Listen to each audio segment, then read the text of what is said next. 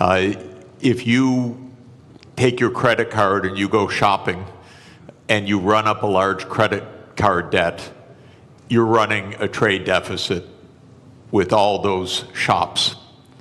Now, it would be pretty strange if you then blamed all the shop owners for having sold you all those things. You're ripping me off, you're ripping me off, you're ripping me off, I'm running a trade deficit. That is the level of understanding of the President of the United States. The trade deficit does not represent at all trade policies. It represents spending relative to production or earnings.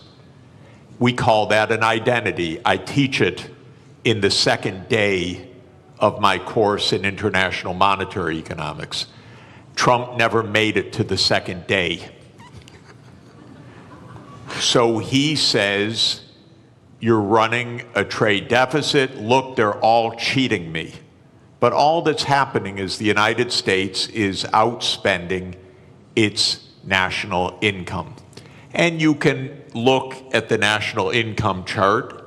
You can add up consumption and investment and government spending, and you could subtract off gross national product, and lo and behold, what will that equal? Not approximately, exactly.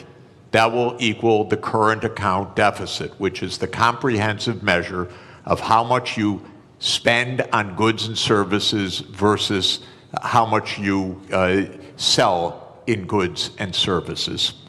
So the United States runs a current account deficit because it spends more than it produces. Why does it do that? We have a big credit card in the United States. It's called the national government.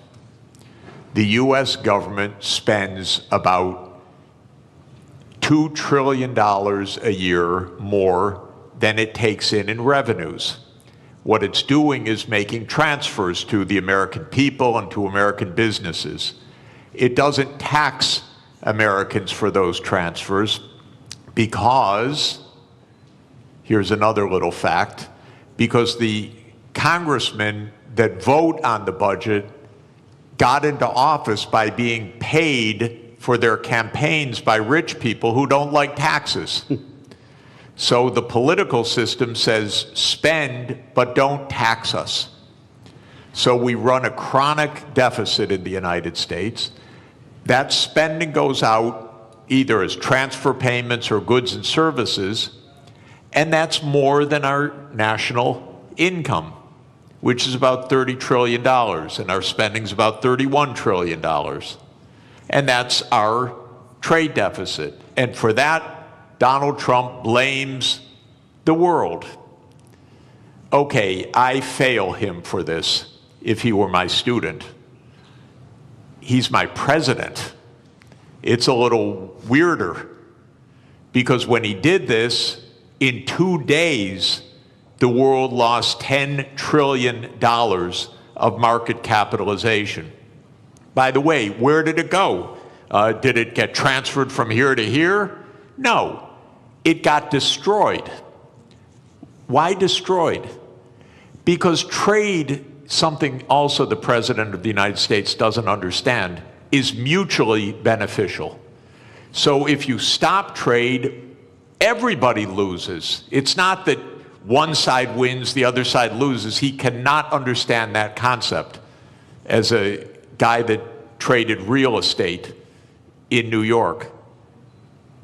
So his idea is somebody had to win, somebody had to lose. But what happened when he made this announcement was $10 trillion was wiped out worldwide. It's not that the US went up and they went down. No, everybody went down. Because the whole world system is based on a division of labor, and he's breaking that division of labor into pieces. So then people said, this doesn't make sense. Even the very rich people that gave him the money for him to get into office started saying this doesn't make sense. The hedge fund managers who were his big campaign contributors. Elon Musk, who paid for his election, became prime minister. He said this doesn't make sense. And then the markets said this doesn't make sense. Not only $10 trillion, but as the finance minister said, interest rates started to rise because people began to dump U.S. Treasury debt. The safest thing in the world, apparently. So, interesting what happened. It's not quite true that he reversed things. First, he left on this 10% tariff, except for one country, for China, 145% where he on some raised products. the tariff rates. That's because the United States has a deep, neurotic attachment to China. The U.S. political system hates China. Why? Because China's big and successful. And so that the U.S. hates. It's a rival, it's a competitor, and so this is the one thing he left on. Now, he's going to mess up everything with this too, because in a trade war between the U.S. and China, China wins. China does not depend on the U.S. market very much. It's about 12% of China's exports. China will do just fine. It's just dumb policy. There's no more, sorry to say it, there's just no more explanation to this than that. It makes no sense. Now, it raises, if I could, just one last point. How can this happen when it makes no sense? And that, people should understand, we are in one-person rule in the United States. Our political system is in a state of collapse. What President Trump did is an emergency decree. Everything he does is an emergency decree. Literally, you can go on to whitehouse.gov and then follow the menu to executive decrees.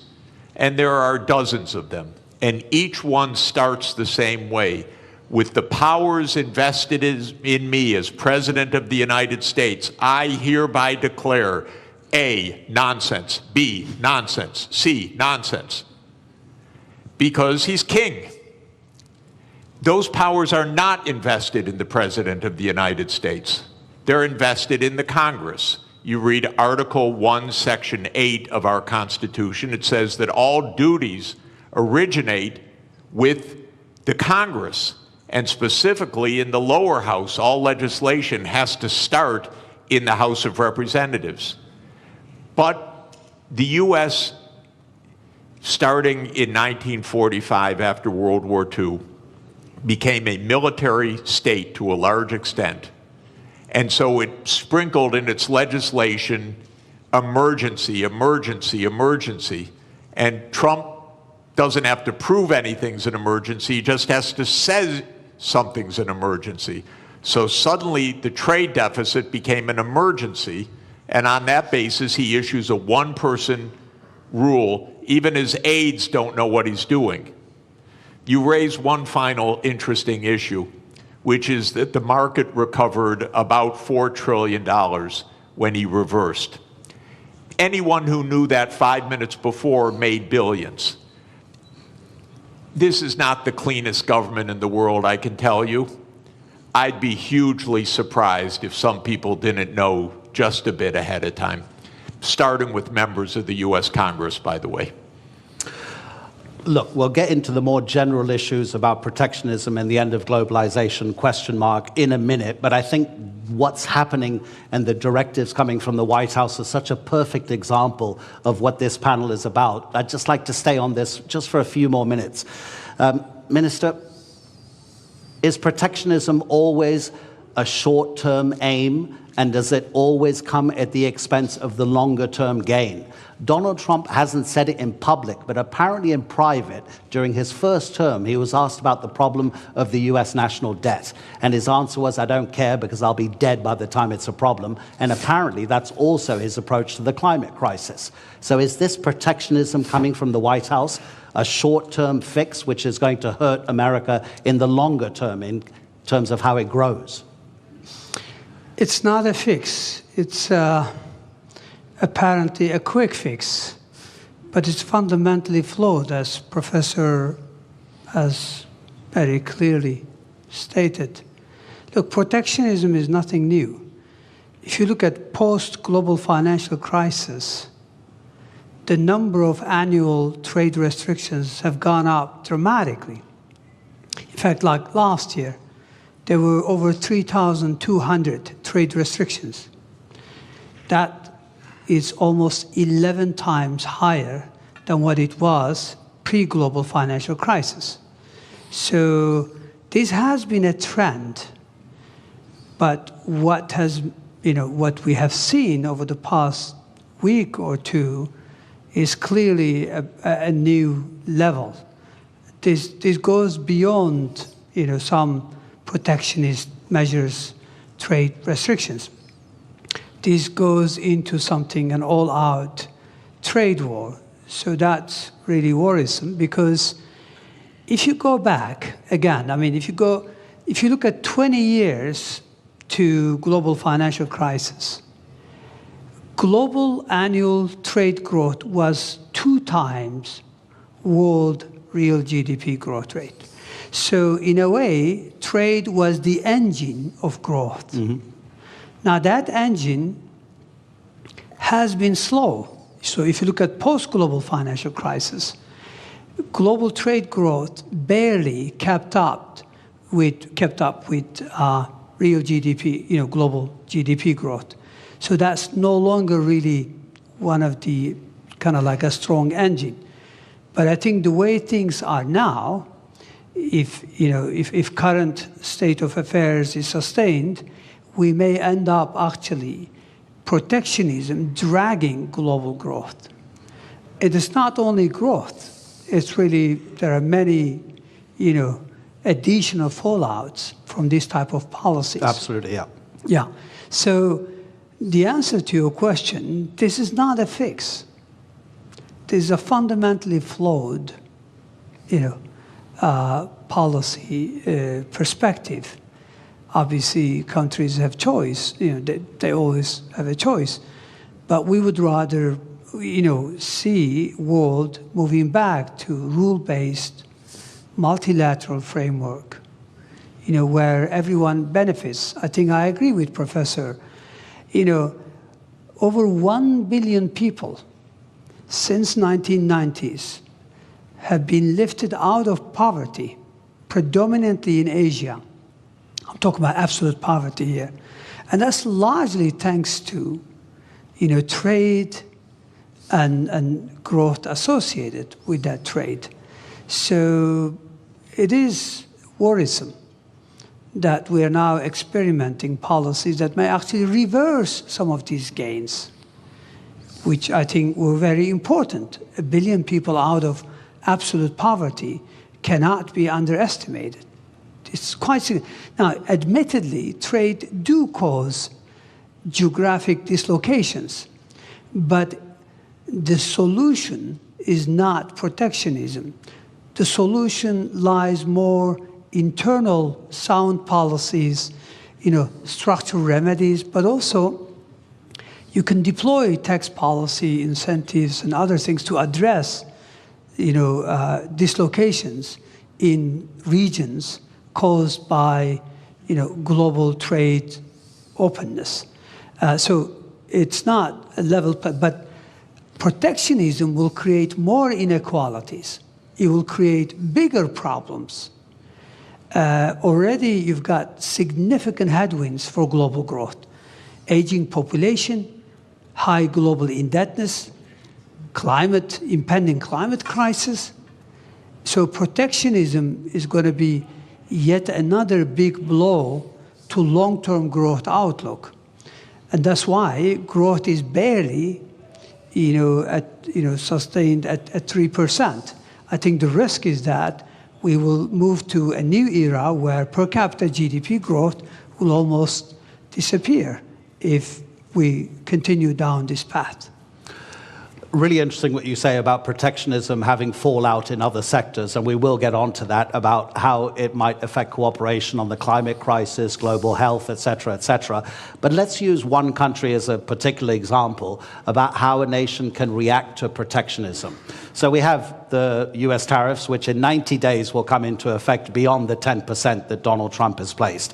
Let's take two rich countries. UK and Singapore will stay at 10%.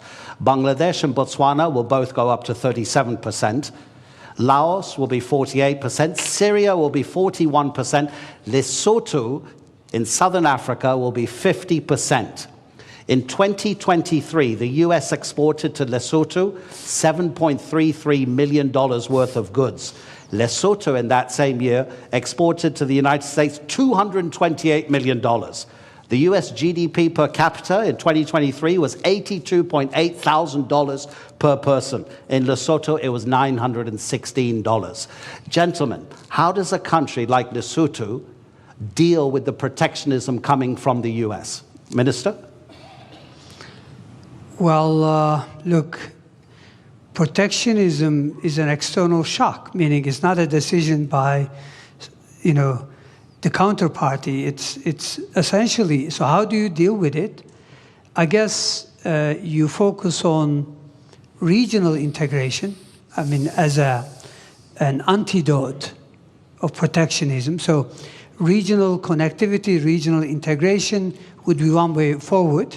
So, instead of globalization on a big scale, you focus on how you can deepen and broaden your ties with your immediate neighborhood or countries that are still willing to entertain rule-based trade. So I think that's the only way. Again, this is a major shock for many countries. I think global supply chains are going to suffer. This will lead to, already, I think the risk is that capital will be misallocated. Take us, take Turkey, for example. We are the world's second largest of white goods exporter. We need chips, basic ones, nothing sophisticated. We're not talking about 4 nanometers. We're talking about 30, 40, 70 nanometers. If we're worried that countries are not going to supply that, even though it may not be the most efficient way, we may have to go into a very large capex to see if we could produce them. We are good at something. Other countries are better at something. So we would rather trade. And this is a very simple, economics, theory. Everybody benefits. So I don't think, X country or Y country, there's not much they can do except to look at ways in which they could mitigate the fallout from not being able to sell goods to the United States. But Professor, that takes a long time to arrange because, of course, the shock is immediate. You can't make deals that quickly, can you? I think the particular tariff rates that Trump announced last week that led to that financial bloodbath are not going to come back. So I don't think we're going to hear again about those numbers after 90 days. 90 days in U.S. time now is infinity. It's eternity. We'll never hear those numbers again. Where did those numbers come from? Something, again, so stupid you can't believe that any country would do this. But the idea is the following. As I said, if you want to know what your trade balance is, you earn some income, so you sell some services to somebody and you buy things. And if you spend what you earn, you're in trade balance. Technically, you're in current account balance. Now, most of us, I work for one employer, my university, So I run a big trade surplus with my university, and then I run a pretty big trade deficit with the grocery store that we buy our groceries from, and if I have to buy shoes, I run a trade deficit with the shoe store, and so forth. Trump's idea, just to add to the craziness of it, is that you should run a trade balance with everybody, not an overall trade balance, but a trade balance with everybody. So you should sell a little bit, you should work a little bit for your shoe store, you should work a little bit for your grocery store, you should go around anytime you want to shop, you trade something. I'll write you an essay if you'll sell me shoes. And you make your living somehow trying to balance your trade with all of your counterparts. Well, this is insane. This is why we have a market economy. You don't have to have balance with every transaction that you do with somebody. But what Trump said was, oh, Lesotho, they sell us more than we buy from them. So they're cheating us. That's literally what he said. Literally what he said. Okay, is it completely delusional or rhetoric? It's delusional, okay? Just so you know. It's weird. But anyway, now then he calculated a formula. Okay, Lesotho, we have to tax them by the amount to reduce the imports from them so that we have balance with Lesotho. And then they made some absolutely stupid formula that you would not accept in a first year, third week class. It came out of the U.S. Trade Representative's office. They probably were told, do it overnight, the boss wants it. And then they came up with a list of tariffs, country by country, based on the bilateral trade balance. You cannot make this stuff up. This is not it used to be not a Mickey Mouse country, my country. But this is Mickey Mouse. This is not, and I apologize to Mickey Mouse. He would not do this. Mickey Mouse is smarter than this. So we are in a crazy land, actually, with this. Now, it stopped for a moment. We'll never hear those numbers again. I don't know what we'll hear in 3 months. God help us, really. Because it probably won't have to do with trade. It'll have to do with something else. But we can't normalize this as what's the rationale, how to negotiate, what to do. Of course, 60 countries immediately said, we'll rebalance with you. And the President of the United States literally used the language I'm about to use. I'm quoting him because otherwise I would never say this. He said, 60 countries are coming to kiss my ass. He said that in a public speech, the President of the United States. So this is, I'm sorry, I apologize. No, but it's presidential language. Yeah. Okay? I'm only speaking at high political terms. So we cannot normalize this. We have to say no. We didn't spend 100 years on 200 years, 207 years since David Ricardo put forward the idea of comparative advantage, okay? And we have been building the trade system since the ruins of World War II for 80 years. And we have been building the World Trade Organization, which the U.S. led the creation of, I think it's fair to say, for 31 years. This should not be normalized to try to figure out what is the theory of this. And it's a more fundamental point, ladies and gentlemen. The United States is a rogue nation right now on many things, not just on trade, but on making Gaza into the U.S. Riviera, on whatever it wants to say. It's a little bit of a rogue nation. For the world to hold together, the rest of the world has to say, we're not going down crazy lane.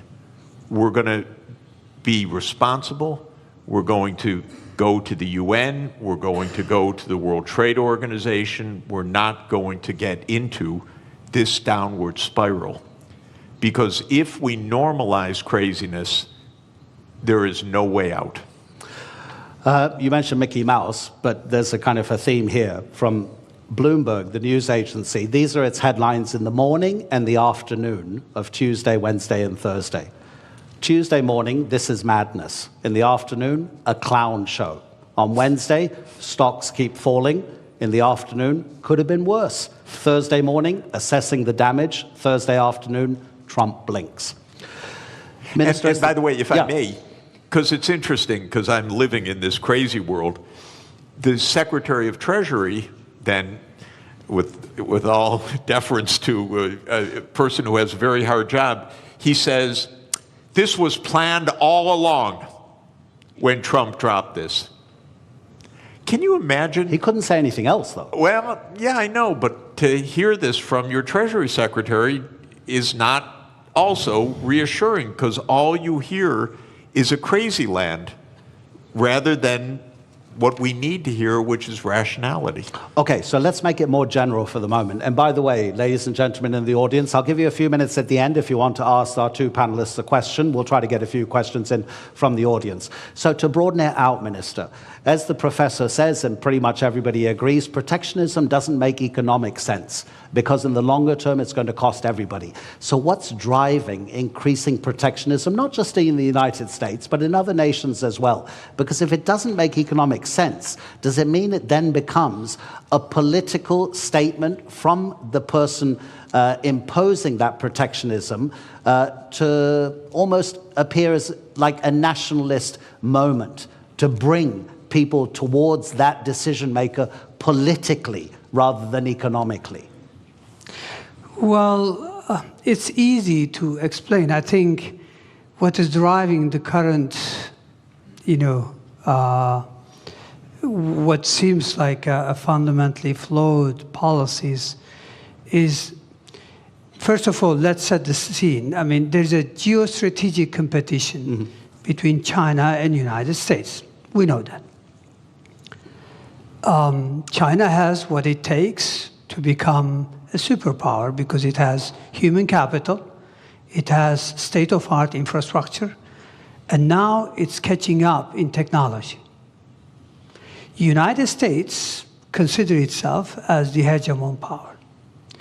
So we know from history there's always been tensions between existing superpowers and emerging ones. It doesn't have to end this way, meaning in a trade war or any other wars, but it does in the past. I mean, history tells us that we more frequently see tensions rather than cooperation. So what lies behind this? Very simple. Go back to 20 years ago, roughly speaking. China accounts for about 8% of global manufacturing. Today, China accounts for more than 30% of global manufacturing. Who lost ground? United States, European Union, and Japan. United States clearly also sees this. Again, go back to 20 years ago and just visualize a world map. Which country commands as the main trading partner of the rest of the world? Maps are all over the place. Clearly, it was the United States 20 years ago. Today, it's China. Now, normally, the way you would respond, the way I would respond, is that, look, we need sound policies, structural reforms to regain ground. Instead, it looks like this rivalry, combined with lack of, obviously, clear understanding, is that it leads you to go after quick fixes. And quick fixes, which is also to do with populism, nationalism, is to blame others and is to present it in a simple fashion. The reality is you have to be more competitive. You have to invest in upskilling, reskilling your population. You have to invest in your infrastructure. And you have to, there's a long list of homework. But those are politically difficult to deliver. They take time, and they're difficult. So structural policy has been lacking in most countries. And when you can't deliver structural transformation, then you rely on monetary policy to fix things. Monetary policy in many parts of the developed world have been doing the heavy lifting over the last couple of decades in the face of difficulties. So my point here is that I think we know what drives it is losing ground. But how do you regain ground? Again, the sophisticated way would be to do the right thing and deliver on reforms. The easy way would be to blame everyone else and come up with high tariffs as a fix. Let's see. Okay, so protectionism is also not helping your friends to concentrate more on yourself rather than the outside world. We know that the drastic cuts to USAID, the Agency for International Development, has already or is going to cost lives. Myanmar's recent earthquake, the Americans have been for decades maybe the most important first responder, sending hundreds of rescue workers. They sent 3 administrators. They didn't send a single rescue worker. They laid off recently some people working for the federal government on the US nuclear program. They realized very quickly within a couple of days that it was actually a national security issue, so they were told to come back to their office. The office said, sorry, they've been excluded from their federal emails, so we can't get in touch with them. So they couldn't re-employ them. Professor Sachs, when you were president of the Earth Institute at Columbia University, it focuses, I've got to read this from the notes. It focuses on sustainable development, this institute at Columbia, including research in climate change, geology, global health, economics, management, agriculture, ecosystems, urbanization, energy, water, everything that we need to live. So how does protectionism affect these kinds of relationships between one country and another country? Yeah, It's actually I want to answer deglobalization. that by continuing on with the brilliant explanation that the minister just gave about the hard stuff and the easy stuff. Yeah. So just to say, in American politics, the swing states in the presidential elections in the last 3 elections in particular have been the Midwestern states. So those are states like Michigan, Indiana, Illinois, Ohio, Pennsylvania, Wisconsin, Minnesota. These are states that can go either way. And those states did suffer a decline of employment in manufacturing, not only or even mainly because of trade, but also heavily because of automation over the last 40 years. I come from Detroit, which is Motor City, used to be, and I used to go when young on school field trips to see the assembly lines, and there were actually workers on the assembly line. But now if you go to an automotive plant, it's all robots, very, very few people inside. That's not because the jobs went overseas. In that case, that's because the assembly line itself became an automated phenomenon. So Trump is giving an answer to those swing states. It's China's fault. It's Mexico's fault. It's Lesotho's fault. What the minister said is really important, that when he said that trade benefits the economy, but it could hurt some sectors. And what you do is not stop the trade, but you make sure that you pull everyone along, maybe in a regional policy, or maybe in job reskilling, or maybe in some other kind of public investment or education policy. Here's where the U.S. really failed over the last 40 years. We let the inequalities widen and widen, partly because of automation, partly because jobs did go overseas, but for the right reason. They had comparative advantage in those jobs. Skilled people got better and better salaries.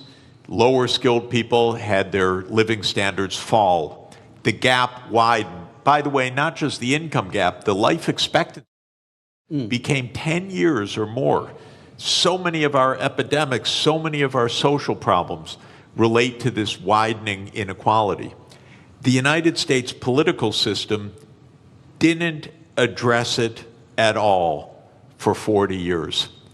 And that comes to what I mentioned, the corruption of the political system. When candidates of both political parties are paid by rich donors for their reelection campaigns, and both parties then become the agents of tax cuts and no really addressing the social conditions, you end up with a Donald Trump coming in and selling a pseudo explanation, it's all China, and selling a pseudo remedy, a trade war. What the auto workers are going to learn right now is they're going to lose jobs by even the tariffs that have been put in place, because we need the intermediate parts brought in from elsewhere. Now they face higher costs, and the United States can't compete at all with Chinese electric vehicles. The United States has basically handed China the electric vehicle market for the next 20 years. So did Europe, by the way. Europe delayed the transformation to electric vehicles, said we produce great internal combustion engines, we're going to continue to do that. The world actually needs electric vehicles because of the climate crisis. So all of this is to say the real hard work is to think ahead. Mm-hmm. The country, by the way, in my experience of working all over the world in the last 40 years, that thinks ahead the most is China. Mm-hmm. China's success is not random. China's success actually is a lot of forward-looking planning. In 2014, China issued a document called Made in China 2025. And it wasn't a protectionist policy, it was, we need to invest in the technology so we can be at the forefront. I think in 8 of the 10 sectors that were identified there, China succeeded in reaching the forefront. In 2017, China made a plan for artificial intelligence. This is already 8 years ago. DeepSeek didn't just come out of nowhere, it came out of a long-term strategy. So this is hard work that actually pays off. This is what every government should do. This is what every country should do, is look ahead. Now, you mentioned very interesting idea. We got a president who doesn't understand and maybe doesn't care about the future in the same way. But just to say, the biggest issue on the planet should be the climate crisis, not all the things we're endlessly talking about. And every part of the world is going to suffer terribly by what has been built in terrible, very dangerous climate change. It's out of the headlines. But, you know, I had a very difficult job. I was the director of an institute with 300 climate scientists for 14 years, some of the world's leading climate scientists. The reason it was a hard job is that every week they came up and told me, it's worse than we thought. They would give me endlessly grim news. And the lead climate scientist at Columbia University is a man named James Hansen, who I regard as the world's leading climate scientist. And he produced a study in January that said it's much worse than we have thought. The world's temperature has gone up by 0.3 degrees Celsius in 3 years. We have had 21 months of the last 22 above 1.5 degrees. That's the new baseline, by the way. That's not because of an El Nino effect. That's the new baseline. We already blew the limit that we set 10 years ago in Paris that we said we would not exceed. We're already above it. And what Hansen says is we're rising at an accelerating rate. Now the average rate is probably between 0.3 and 0.4 degrees Celsius per decade now on average. So we'll be at 2 degrees excess. What all of this means is profound danger 20 years from now, 25, 30, but we're already seeing terrible danger today.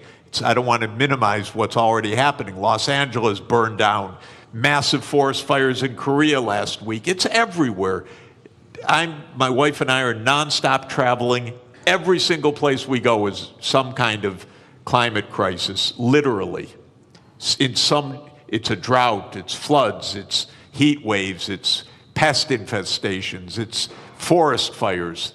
And the sea level is going to rise by many meters, which is not great for Istanbul, by the way, and not great for coastal areas. It's very dangerous what is built into the system. Now, what is Trump's answer for this? Yesterday, King Donald issued an executive decree to bring back coal. It's willful destruction of well-being, willful. And that is, again, he pulled out of the Paris Agreement. What I'm hoping, ladies and gentlemen, is the other 192 members of the UN have to say, no, we're not entering a crazy land. We're going to take care of our future. Right now, I live in a crazy land. But the rest of the world has to avoid the crazy land, has to avoid normalizing this. I don't know if any of you saw it during the height of the coronavirus pandemic. An Australian artist, cartoonist, drew a cartoon which had the first tidal wave, kind of a tsunami of economic recession. There was a bigger tidal wave tsunami behind it, which was COVID-19, and then a huge one over both of them, which was the climate crisis. So get ready, I'll give you a chance to ask a few questions, but I just wanted to address one final issue to the minister. And I was getting a bit depressed, Professor, when you were talking about that. I tell my kids since they were born, they're now 21 and 19, live anywhere you want in the world, but don't live near the coast or near a river. The professor is saying that the climate crisis is going to be one of, probably, I'm kind of, putting words into your mouth, Professor, that deglobalization, if it becomes more and more of a popular sentiment and policy, the climate crisis will be affected because of a lack of cooperation through deglobalization. Minister, what other big dangers do you see if the trend of deglobalization gathers pace? Well, as I mentioned earlier, in addition to the impending climate crisis, which could have a devastating impact on the future of humanity, I think we are faced with significant headwinds that already exist, but some of them could become more complicated. One of them is high global indebtedness. Mm-hmm. If protectionism clearly goes the way it is today, meaning if we really go into these trade wars, and if this leads to higher inflation, even for a couple of years, if that's the case, then that means long-term interest rates are likely to rise. And if that is so, then many countries are already struggling to manage the debt service. Global indebtedness, if you look at it, overall indebtedness was 328% last year. 328% of GDP. Yeah. This is huge. When interest rates are very low, no big deal. But when rates go up, clearly that's a big issue. I mean, look at the Turkish scene. Yes, we've had a domestic domestic issue that led to some market turbulence. But what happened post-April 2, CDS have gone through the roof. CDS are country risk premium. Our external bond yields, 10-year, 5-year, they all gone up significantly on the back of these tariffs. I think there are already many countries, according to UN, that pay more on interest on that than what they are able to earmark for education and healthcare combined. So I think we already have issues such as indebtedness that the current trend could exacerbate. Aging population already could create huge constraints on public finances going forward. So those are some of the additional headwinds that exist that could actually serve as speed limit or a drag on growth.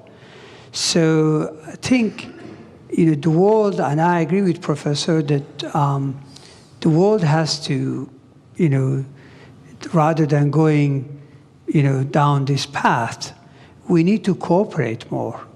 We need to work more closely on climate change, on how to address other problems, because protectionism will also lead to probably global inequalities.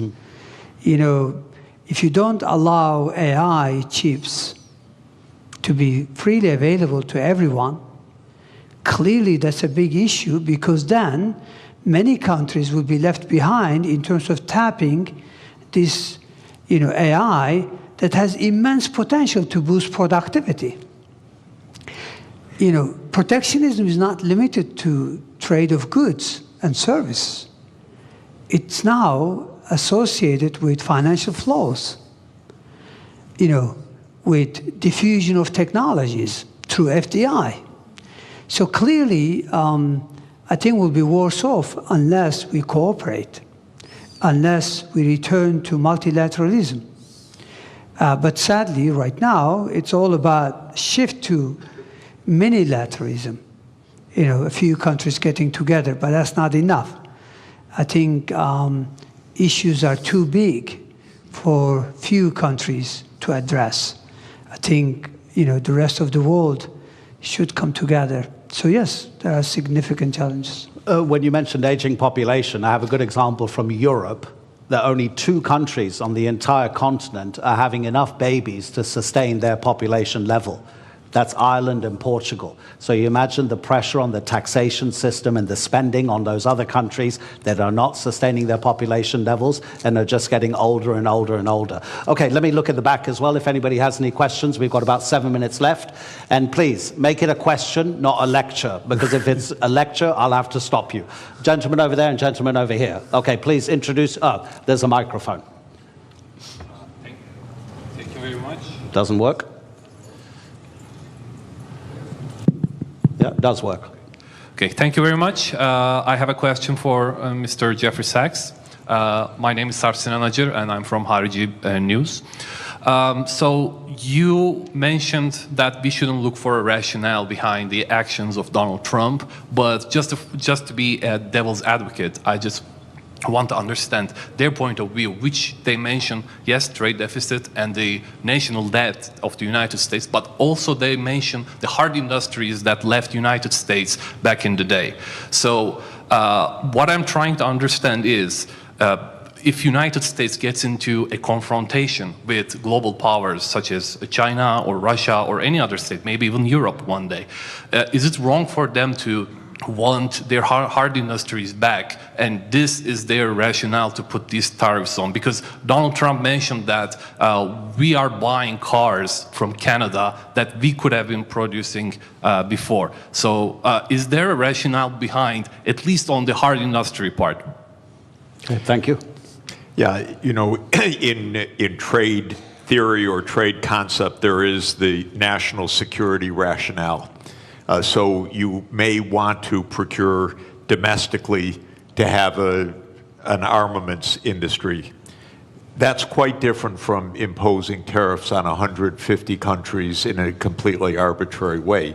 In fact, the right policy might be local procurement from domestic industry that has nothing to do with trade policy at all. So that is not an argument for what he's doing.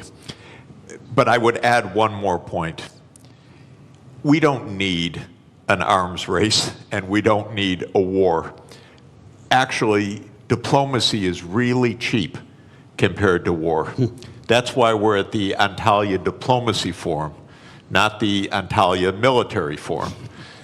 So if Trump really wanted to save some money, we have almost 800 overseas military bases in 80 countries. This is crazy. So if he wanted to save money and close the budget deficit, I would close hundreds and hundreds of military bases and leave all these countries at peace, because wherever there's an American military base, there's a big headache, believe me.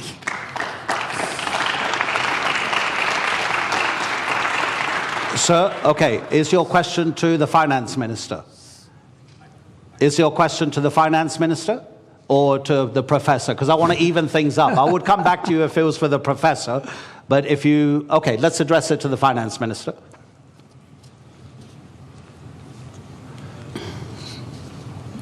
1, 2, 1, 2.